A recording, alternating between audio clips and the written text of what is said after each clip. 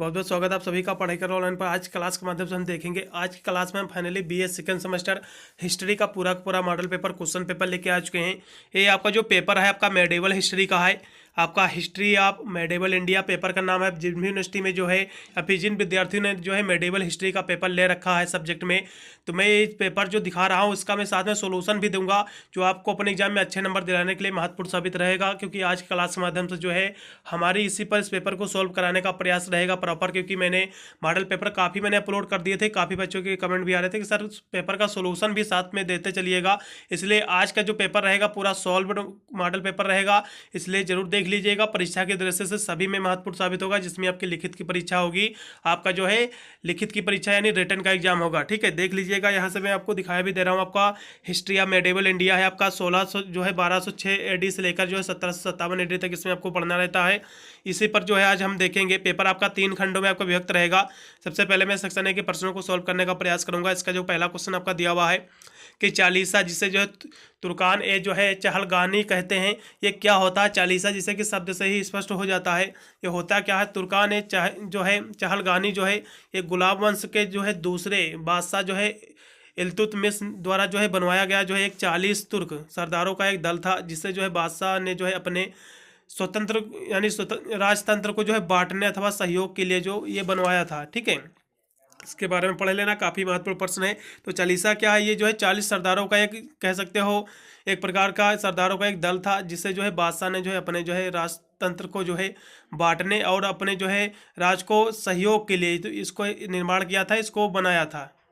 अगला क्वेश्चन भी आपका दिया होगा इब्राहिम लोदी कौन थे भैया? महत्वपूर्ण प्रश्न ये भी आपका। तो इब्राहिम लोदी की तुम बात करें तो इब्राहिम लोदी जो था दिल्ली सल्तनत के जो है अंतिम सुल्तान थे ये, और जो अपने जो है पिता सिकंदर खान लोदी की जो है मृत्यु के पश्चात जो है 1517 ईस्वी में जो है सुल्तान बने थे। इसका जो है यहाँ से इसको भी आपको देख लेना। अगला क्वेश्चन भी आपका 3 नंबर है कि मनसब क्या है? मनसब बहुत ही महत्वपूर्ण प्रश्न परीक्षा के दृष्टि से। आप चाहे तो इन सभी प्रश्नों को उत्तर जो अपने सीरीज या नोट्स वगैरह से भी आप तैयार कर सकते हैं। मनसब क्या है? तो मनसब की यदि हम बात कर ले तो मनसब क्या है? मनसब जो है एक प्रकार की कह सकते हैं मनसबदारी एक जो है सिस्टम है, एक जो है कह सकते हो एक प्रणाली है। तो मनसबदारी एक प्रणाली है, मुगल काल के जो है प्रचलित एक जो है प्रशासनिक प्रणाली थी, जिसे अकबर ने जो है प्रारंभिक काल में किया था। मनसब जो है अरबी शब्द है जिसका अर्थ होता है पद या फिर रैंक। और मनसब शब्द का जो अर्थ होता है कि व्यक्ति किसके लायक है, किस पद के लायक है। तो इसका एक निर्धारण होता था, कौन मंत्री बनने के लायक, कौन दास बनने के लायक, कौन सैनिक बनने के लायक।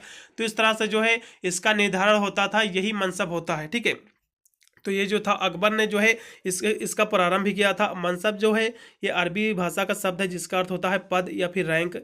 मनसब शब्द जो है शासकीय अधिकारियों तथा सेनापतियों का पद निर्धारित करता था, और सभी सैन्य तथा असैन्य अधिकारियों की जो है मनसब निश्चित की जाती थी कि वे अलग अलग जो है कह सकते हो अलग अलग जो है हुआ करते थे। सभी की जो है रैंक अलग अलग इसके हिसाब से कैसा व्यक्ति है, किस कैटेगरी का है, उसी प्रकार को उसको पद मिलता था, उसी प्रकार उसको रैंक मिलता था। ठीक है, कहाँ कर कार्य करेगा, कौन सेनापति बनेगा, कौन अधिकारी बनेगा, ठीक है, कौन कह सकते हो युद्ध में यानी किसको कह सकते हो राजा बनेगा, इस तरह इसका निर्धारण होता था। इसी के माध्यम से देख लीजिएगा महत्वपूर्ण प्रश्न परीक्षा के जैसे। फिर नूरजहाँ कौन थी? नूरजहाँ की तुम बात कर ले, काफ़ी महत्वपूर्ण प्रश्न ये भी आपका है। तो नूरजहाँ के बारे में भी आपको पढ़ लेना है। यदि इसकी हम क्वेश्चंस की यदि हम बात कर ले तो नूरजहाँ कौन थी? ठीक है, नूरजहाँ के बारे में भी थोड़ा हम पढ़ेंगे। नूरजहाँ जो थी, नूरजहाँ के बचपन का नाम जो था मेहरुन्निसा था। नूरजहाँ के बचपन का नाम जो है मेहरुन्निसा था। उनके पिता मिर्जा गयास बेग तेहरान निवासी थे, और वह जो है निसरुन जो ये नूरजहाँ थी इनका बचपन का नाम जो था मेहरुन्निसा थी। और ये जो है बचपन से ही बहुत ही सुंदर तथा रूपवती थी। सलीम उसकी सुंदरता पर जो है मुग्ध हो गया, किंतु अकबर ने जो है सलीम को उससे विवाह करने की आज्ञा न दी, और 16 वर्ष की आयु में जो है उसका विवाह एक जो है ईरानी युवक शेर अफगन के साथ जो है कर दिया गया। ये जो नूरजहाँ थी इनका जो विवाह है 16 साल की आयु में ही कर दिया गया था, और 16 वर्ष की आयु में उसका विवाह एक जो है ईरानी युवक शेर अफगन के साथ जो है कर दिया गया। इसके पश्चात उसने जो है लाडली बेगम नामक एक जो है कन्या उत्पन्न हुई उससे नूरजहाँ से। और शेर अफगन जो इनके पति थे नूरजहाँ के, इनकी मृत्यु के पश्चात जो है नूरजहाँ तथा उसकी पुत्री लाडली बेगम को जो है राजमाता सलीम बेगम की जो है साक्षरता में भेज दिया गया। और 4 वर्षों के पश्चात जो है 1611 ईस्वी में जो है जहांगीर सलीम ने जो है उससे विवाह कर लिया नूरजहाँ से पुनः, और दोबारा ये जो सलीम जहांगीर था उससे विवाह किया है नूरजहाँ से, और उसके पश्चात विवाह के पश्चात उसका जो है नाम जो है नूर महल तथा नूरजहाँ रख दिया गया। ठीक है, पहले इसका बचपन का नाम जो था वो था मेहरुन्निसा था। बाद में जब जहांगीर से इसकी शादी हुई तो इसका नाम जो है नूर महल तथा नूरजहाँ रख दिया गया सलीम यानी जहांगीर के द्वारा। और जहांगीर के शासन काल में जो है नूरजहाँ का प्रभाव जो है 1611 से लेकर 22 तक रहा, और लगभग जो है 15 वर्षों तक जो है बना रहा। इस अवधि में जो है उसने झरोखा दर्शन और उसके यानी नाम के सिक्के भी ढलवाए थे। ठीक है, नूरजहाँ के नाम से सिक्के भी चलवाए थे जहांगीर ने। और इसके साथ साथ जो है देखा जाए तो नूरजहाँ जो है वह बहुत ही सुंदर थी और साहसी और दयालु और कूटनीतिता से पूर्ण महिला थी। नूरजहाँ के जो है प्रति जो है सभी लोगों के विचार अच्छे थे। वह दीन दुखियों के जो शरण देती थी और असहाय लड़कियों के विवाह के लिए प्रयत्नशील रहती थी। उसने जो है 500 लड़कियों के जो है विवाह के लिए जो है अधिक सहायता की। 500 से अधिक लड़कियों की जो है विवाह के लिए जो है नूरजहाँ ने सहायता की। और उसकी जो है चित्रकला में रुचि थी, और उसके यानी उसने जो है समय में अपने जो है एक नए फैशन का भी जो है आविष्कार किया था। और नूरजहाँ की मृत्यु जो है 1645 ईस्वी में हो गई थी। ठीक है, इस तरह से आपको देख लेना है, काफ़ी महत्वपूर्ण प्रश्न परीक्षा के दृष्टि से ये है। अगला क्वेश्चन कि अकबरनामा क्या है। जैसा कि नाम से ही स्पष्ट हो जाता है कि अकबरनामा का मतलब होता है अकबर की पूरी जीवनी, यानी ये एक बुक है। ठीक है, इसमें अकबर की पूरी आपको कैसे उनकी राजनीति थी, इनके पूरा शासनकाल की इसमें जो है वर्णित एक बुक है, जिन्हें जो है अकबर ने ही लिखवाया था, यही इसमें है। तो अकबरनामा की हम बात करें तो अकबरनामा जो है के समय के जो है इतिहास को जानने के लिए, अकबरनामा यानी अकबर के इतिहास को जानने के लिए अकबरनामा सर्वाधिक जो है प्रमाणित ग्रंथ है। और मुगल बादशाह अकबर ने के दरबारी विद्वान अबुल फजल, ये जो पुस्तक है, ये जो ग्रंथ है अकबरनामा, इससे जो है अबुल फजल द्वारा जो है लिखा गया एक प्रसिद्ध ये ग्रंथ है। अकबरनामा का शाब्दिक अर्थ होता है अकबर की कहानी। ठीक है, इसकी जीवनी यानी अकबर की कहानी। तो यह अकबर के शासन काल में ही लिखा गया था और प्रमाणित इतिहास है। इसकी मूल भाषा जो है फारसी है। ये जो ग्रंथ था या ये जो बुक थी, इसको जो है अबुल फजल ने लिखा था, वो भी किस भाषा में, फारसी भाषा में। ये जो है अकबर का जो है कह सकते हो एक प्रकार का जो है इसकी जीवनी है, इसकी कहानी है अकबर की इस बुक में पूरी। ठीक है, यहाँ से हम सेक्शन बी के भी प्रश्न देखेंगे जो कि दिए हुए हैं, इसके भी प्रश्न सॉल्व करने का प्रयास करेंगे। जो कि इसका कोई पहला क्वेश्चन आपका दिया हुआ है कि अलाउद्दीन खिलजी की बाजार नीति की जो है आपको विवेचना करना है। काफ़ी महत्वपूर्ण प्रश्न परीक्षा के दृष्टि से ये क्वेश्चन आपको बिल्कुल देखने को मिलेगा। पिछले साल भी क्वेश्चन कॉमन रहा है, कह सकते हो रिपीट भी हुआ है। तो इस पर भी थोड़ा सा हम चर्चा करेंगे कि जो है अलाउद्दीन खिलजी की बाजार नीति क्या है। तो इस पर भी थोड़ा सा हम चर्चा करेंगे। अलाउद्दीन खिलजी जो है बड़ा ही दूरदर्शी, राजनीति, वीरता और कह सकते हो विशेष कुशल शासक प्रबंधक था। वह बड़ा ही साहसी, महत्वाकांक्षी था। उसने बाजार की वस्तुओं के मूल्य कम करके मूल्य निर्धारित कर दिए, जिससे जो है ताकि वस्तुएं जो है उचित मात्रा में ग्राहकों को निर्धारित मूल्यों पर मिलती रहें, और उनकी यही व्यवस्था जो है बाजार नियंत्रण कहा जाता है। ये अलाउद्दीन खिलजी ने बाजार नीति की ऐसी एक व्यवस्था कर दी। इन्होंने जो है बाजार की जो है वस्तुओं के जो है मूल्य को जो है उसका जो रेट था, प्राइस था, उसका जो है कम करके उसकी जो है मूल्य निर्धारित कर दी कि ये वस्तुएं इतने में ही बिकेगी। उसका मूल्य निर्धारित कर दी, इससे ज़्यादा में वस्तुएं नहीं बिकेंगी। ठीक है, और ताकि वस्तुएं जो है उचित मात्रा में ग्राहकों को जो है निर्धारित मूल्यों पर मिलती रहें। और यही जो व्यवस्था थी, यही बाजार नियंत्रण की व्यवस्था कहलाई अलाउद्दीन खिलजी की। देख लेना, काफ़ी महत्वपूर्ण परीक्षा के दृष्टि से ये भी आपका क्वेश्चन। ठीक है, तो ये भी देख लेना है। तो अलाउद्दीन शासक का जो आधार सैनिक शक्ति, एक इतना ही आपको देख लेना है। महत्वपूर्ण प्रश्न और बना बना के आपको लिख देना है। वैसे तो बाजार नियंत्रण के इसके बहुत सारे कारण भी थे, कभी कभी इसके बाजार नियंत्रण के कारण भी पूछ लेता है एग्जाम में, तो आपको एक दो बनाकर लिख देना है। काफ़ी महत्वपूर्ण प्रश्न परीक्षा के दृष्टि से ये है। ठीक है, तो इसके हम देखा जाए, इसके हम कारण की बात करते हैं, कारण भी हम बताते चलेंगे। ठीक है, इसको भी देख लीजिएगा। इसके हम कारण की बात करें तो अलाउद्दीन के जो है शासन का आधार जो है सैनिक शक्ति था, और दूसरे वह जो समस्त भारत पर जो है अधिकार भी करना चाहता था। इसके लिए जो एक विशाल सेना की आवश्यकता थी, और जो है अलाउद्दीन ने जो अपनी आवश्यकताओं को ध्यान में रखते हुए एक विशाल स्थायी सेना की जो है स्थापना की। और अलाउद्दीन जो है कम धन व्यय करके ही एक विशाल सेना रखना चाहता था, अतः उसके वस्तुओं का मूल्य कम कर दिया उसने। और उसके यानी देखा जाए तो जिससे उनके सैनिक कम वेतन में ही सुखी जीवन व्यतीत कर सके। और दूसरी इसकी हम देखा जाए इसकी कारण की, ठीक है, तो राज्य कर्मचारियों के भी जो है वेतन घटा दिए थे, अतः यदि वस्तुओं के मूल्य ना गिरा दिए जाते तो कर्मचारी असंतुष्ट हो जाते और उन्हें जो है अपनी जीवन यापन करने में जो है कठिनाई होती। तो अलाउद्दीन खिलजी ने जो बाजार नीति की बहुत ही अच्छी की थी। इन्होंने जो है बाजार का मूल्य निर्धारित कर दिया, यानी पहले तो मूल्य उसका कम किया, उसके बाद उसका निर्धारित कर दिया कि ये मूल्य इतने में ही बिकेगी। बात के इनके जितने भी सैनिक थे सभी का मूल्य इन्होंने कम कर दिया, क्योंकि मूल्य देखा जाए तो कम वस्तुओं में मिलने लगी थी, जिससे इनके सैनिक भी कोई भी प्रॉब्लम भी नहीं हुई, अपना जीवन जो है कम रुपए में ही, क्योंकि मूल्य का रेट कम कर दिया तो रुपए भी उनके जो है थोड़े देखा जाए तो कम कर दिए, जिससे उनका जीवन जो है अच्छे से व्यतीत होने लगा। बहुत ही अच्छी राजनीति उन्होंने अपनाई थी। अगला क्वेश्चन भी आपका देखो कि महाराणा प्रताप पर आपको जो है संक्षिप्त आपको टिप्पणी लिखना है। काफ़ी महत्वपूर्ण प्रश्न ये भी आपका परीक्षा के दृष्टि से है। यदि इसकी क्वेश्चन की हम बात कर ले तो महाराणा प्रताप का जो है जन्म जो है 9 मई 1540 ईस्वी को जो है राजस्थान के एक मेवाड़ में हुआ था। और राजपूत घराने में जो है जन्म लेने वाले जो है प्रताप उदय सिंह द्वितीय और महारानी जयवंता की बाई के जो है सबसे बड़े पुत्र थे। तो वे एक जो है महान परक्रमी और युद्ध राजनीति कौशल के जो है दक्ष थे। महाराणा प्रताप के जो है महाराणा प्रताप ने जो है मुगलों से बार बार हुए हमले में जो है मेवाड़ की रक्षा भी की थी। काफ़ी महत्वपूर्ण प्रश्न, इसके बारे में आपको गूगल करके देख लेना है, बहुत ही महत्वपूर्ण प्रश्न परीक्षा के दृष्टि से। अगला क्वेश्चन भी आपका दोगे शिवाजी की जो है शासन व्यवस्था पर आपको वर्णन करना है। तो शिवाजी की जो है शासन व्यवस्था कैसी थी, काफ़ी महत्वपूर्ण प्रश्न परीक्षा के दृष्टि से। ये प्रश्न बहुत ही इजी प्रश्न है, बहुत ही कह सकते हो कॉमन भी क्वेश्चन रहा है शिवाजी के बारे में।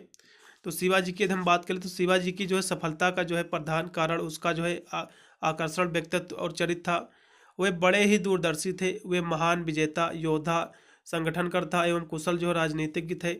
और स्वयं जो है औरंगजेब ने जो एक बार जो है उनके विषय में लिखा भी है कि एक जो है शिवाजी जो है वह एक महान सरदार था और वह केवल वही अकेला था जिसमें जो है एक साम्राज्य स्थापित करने की महानता थी। उसने जो है मैजीनी जैसा विश्वास था और गैरीबाल्डी जैसा उत्साह और कैतूर जैसी कूटनीति थी जो है औरंगजेब ने उसके बारे में ये कहा था।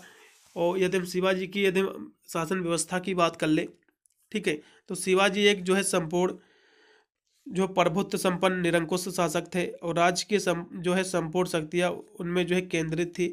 उनके अधिकार असीमित थे और वही जो है राज्य के प्रशासकीय प्रधान मुखिया न्यायाधीश कानून निर्माता और सेनापति भी थे।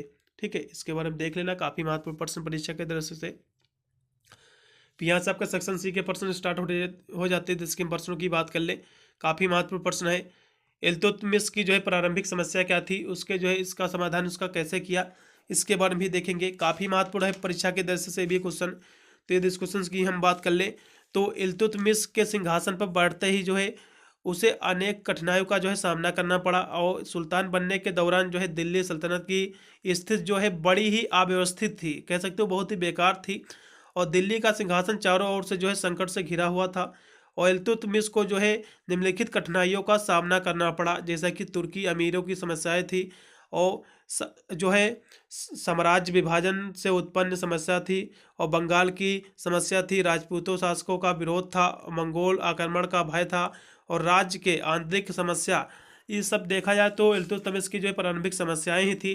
तो इसका उन्होंने जो है समाधान कैसे किया, तो उन्होंने जो है तुर्कान चहलगानी, देखा जाए तो गुलाम वंश के दूसरे बादशाह जो इल्तुतमिश थे इनके द्वारा बनाया 40 तुर्कों के उन्होंने एक सरदार बनाया, जिसकी मदद से देखा जाए सारी समस्या ख़त्म की धीरे धीरे चलते, जिसे बादशाह ने जो है अपने राजतंत्र को बांटने और सहयोग करने के लिए इसको बनाया था। बहुत ही महत्वपूर्ण प्रश्न परीक्षा की दृष्टि से, इसके बारे में देख लेना। इल्तुतमिश ने ही जो है देखा जाए तो 40 गुलामों का सरदारों का एक दल बनाया था, जिसे जो है तुर्कान चलहानी कहते हैं, 40 कहते हैं। महत्वपूर्ण प्रश्न परीक्षा के दृष्टि से। अगला क्वेश्चन भी आपका दिया हुआ शेरशाह सूरी द्वारा स्थापित शासन व्यवस्था को संक्षेप में लिखिए। ये भी प्रश्न बहुत ही महत्वपूर्ण प्रश्न है, इसको भी देखेंगे। काफ़ी महत्वपूर्ण प्रश्न पिछले साल भी रिपीट हुआ था, तो इस क्वेश्चन की हम बात कर ले। ये क्वेश्चन जो आपका दिया हुआ है बहुत ही महत्वपूर्ण प्रश्न चलेगा, इसको भी देखने का प्रयास करेंगे। ये क्वेश्चन आपका दिया हुआ है कि शेरशाह सूरी द्वारा स्थापित शासन व्यवस्था को संक्षेप में लिखिए। तो शेरशाह के जो है शासन में कुछ मुख्य उद्देश्य थे। वह जो है जनधारणा के लिए जो है सुख तथा शांत की व्यवस्था करना चाहता था और तथा अफगानों को जो है संगठित करना चाहता था। इन्हीं उद्देश्यों की पूर्ति के लिए उसने जो है अपने शासन प्रबंध में जो है अपनी कुशलता का परिचय दिया। और शेर शाह सूरी जो है एक महान शासक था और उसने जो है अपनी केंद्रीय सत्ता को दृढ़ यानी ताकतवर बनाने के लिए एक जो है सिद्धांत अपनाया था। और वह जो है प्रतिवर्ष या फिर प्रति दूसरे वर्ष अपने जो है अमीलों अथवा पदाधिकारियों का जो है स्थानांतरण जो है कर दिया करता था। इस स्थानांतरण की नीति से जो है शेर शाह ने जो है अपने केंद्रीय शासक की जो है बाढ़ दौड़ की को जो है सख्त जो है खींचे रखा। और उसके शासन का स्वरूप ऐसा था कि प्रांत का कोई भी सूबेदार उसकी दृष्टि से दूर नहीं था। और उसका शासन जो है एक देखा जाए तो एक मात्रात्मक होते हुए भी लोकतंत्रात्मक सिद्धांत पर आधारित था। और ऐसा प्रतीत होता था कि शेर शाह जो है स्वयं अपना जो है प्रधानमंत्री था। अपने ही व्यक्तित्व निर्णय से वह जो है सभी कार्यों को जो है किया करता था। और उसका शासन जो है संबंध इस सिद्धांत पर आधारित था कि राज्य प्रधान अधिकारी बिना यानी सम्राट की आज्ञा के कार्यों में जो है हस्तक्षेप जो है नहीं कर सकते हैं। और इस प्रकार के सिद्धांत से प्रतीत होता है कि शेर शाह सूरी एक जो है स्वेच्छाचारी शासक की जो है स्थापना की थी। और शेर शाह सूरी जो है राजकोष की ओर से जो है सतर्क रहता था और वह संपूर्ण राजकोष की जो है स्वयं देखभाल करता था, जिससे प्रजा के धन का जो है अपव्यय ना हो सके। और शेर शाह ने जो है अपने केंद्रीय शासक को जो है सुदृढ़ बनाने के लिए जो है तथा नियमों को उचित रूप से चालू करने के लिए जो है कुछ विश्वसनीय गुप्तचर भी छोड़ रखे थे, जो गुप्तचर से जो है अमीरों और सैनिकों तथा जनता की जो स्थिति के विषय में जो है जानकारी प्राप्त करके उन्हें जो है समाचार जो उनका था वो शेर शाह सूरी के पास भेज देते थे। और गुप्त विभाग के जो है द्वारा शेर शाह ने जो है स्वेच्छाधारी निरंकुश किंतु उदार शासक की स्थापना भी की थी। इसके बारे में देख लेना है, काफ़ी महत्वपूर्ण प्रश्न परीक्षा के दृष्टि से कि औरंगजेब की जो है दक्षिणी नीति क्या थी। महत्वपूर्ण प्रश्न परीक्षा के दृष्टि से इसको भी देखने का प्रयास करेंगे। ये आपका 3 नंबर क्वेश्चन है, इसको भी देखेंगे। काफ़ी महत्वपूर्ण प्रश्न, पिछले साल ये क्वेश्चन एक कॉमन था, ये क्वेश्चन बिल्कुल आपको अपने एग्जाम में देखने को मिलेगा कि औरंगजेब की दक्षिणी नीति क्या है। अगला क्वेश्चन फिर आपका देखो कि औरंगजेब की जो है दक्षिणी नीति का आपको मूल्यांकन करना है। तो वैसे तो देखा जाए तो औरंगजेब जो है कट्टर सुन्नी मुसलमान था और यह जो है शिया मुसलमानों से घृणा करता था। ठीक है, और इसके विषय में जो है डॉक्टर स्मिथ ने लिखा है कि दक्षिण भारत में जो है उसकी प्रतिष्ठा एक जो है उसके शरीर की ही नहीं बल्कि उसके साम्राज्य की जो है एक समाधि सिद्ध हुआ। और यह जो है यदुनाथ सरदार ने लिखा है कि जिस प्रकार स्पेन में जो है नासूर ने नेपोलियन का विनाश कर दिया था, ठीक उसी प्रकार दक्षिण भारत में जो है नासूर में औरंगजेब का जो है विनाश कर दिया था। और बहुत सारे विद्वानों ने इसके बारे में लिखा भी है कि भारत के इतिहास में दक्षिण भारत दिल्ली के जो है राजाओं के लिए नाश का कारण सिद्ध हुआ। और प्राकृत में कहीं भी नहीं चाहा वह विंध्य पर्वत के दोनों ओर एक ही राजा राज्य करे, क्योंकि दोनों ओर से जो है लोगों और उसके चरित्र भौगोलिक दशाओं के अंतर था। फिर भी दिल्ली के बादशाह ने दक्षिण भारत के विजय की कामना की और कोशिश में हमेशा बर्बादी आई। एक हिसाब से देखा जाए तो ये बहुत ही महत्वपूर्ण प्रश्न है। तो औरंगजेब जो है एक महत्वाकांक्षी एवं जो है साम्राज्यवादी बादशाह भी था और भारत के जो है एक छत साम्राज्य स्थापित करने के लिए उसने जो है दक्षिण भारत पर जो है आधिपत्य स्थापित करना चाहता था, यानी अधिकार स्थापित करना चाहता था दक्षिण भारत पर।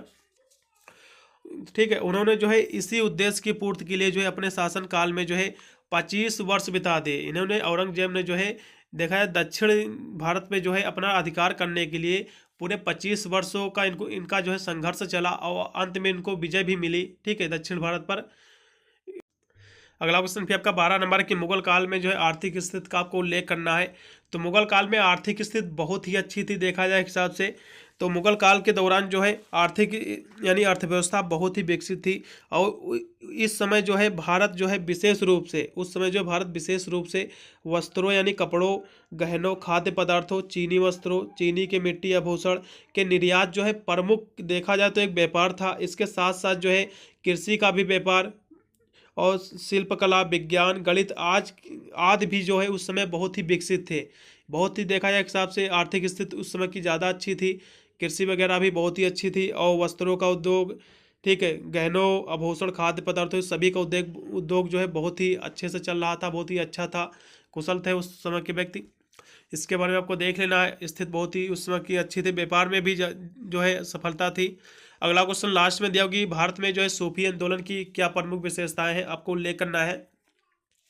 तो सूफीवाद की यदि हम बात कर ले तो सूफीवाद जो है इस्लाम के जो है आंतरिक आध्यात्मिक जो है पहलू पर जो है जोर देती है। सूफीवाद जो है इस्लाम के आंतरिक आध्यात्मिक पहलू पर जो है जोर देती है और जो परमात्मा का जो है प्रत्यक्ष अनुभव प्राप्त करने की जो है कोशिश करता है।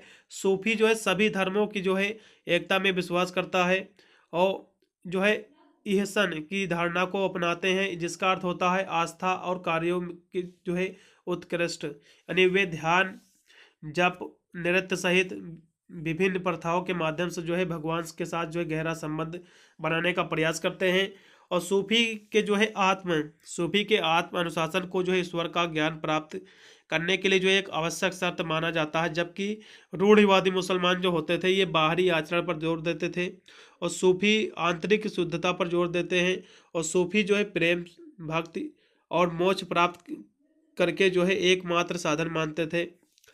और जो है सूफीवाद में जो है ध्यान, अच्छे कर्मों, पाप के लिए पश्चाताप और प्रार्थना, तीर्थ यात्रा, उपवास, दान और जो है तपस्वी प्रथाओं पर जो है जुनून को जो है नियंत्रित करने पर जोर देते थे। ये देखा जाए तो बहुत ही महत्वपूर्ण प्रश्न परीक्षा के दृष्टि से सारी विशेषता मैंने बता दी, आपको लिख देना है। ठीक है, ये देखा जाए एक हिसाब से ये भगवान पे ही आस्था रखते थे, एक हिसाब से देखा जाए धर्म की सभी धर्मों की जो है में विश्वास भी करते थे। ये सभी इसकी विशेषताएं ही मैंने बताई है। सूफीवाद जो है इस्लाम की आंतरिक आध्यात्मिक पहलू पर जोर देते थे, इसकी पहली विशेषता होगी। और दूसरी जो है ये परमात्मा को जो है प्रत्यक्ष अनुभव प्राप्त करने की कोशिश करते थे। और सूफी जो है सभी धर्मों को की जो है एकता में विश्वास करते थे। ये सारी इसकी विशेषताएं हैं। और सूफीवाद में जो है आत्म अनुशासन को ईश्वर का ज्ञान प्राप्त करने के लिए जो एक आवश्यक शर्त माना जाता था।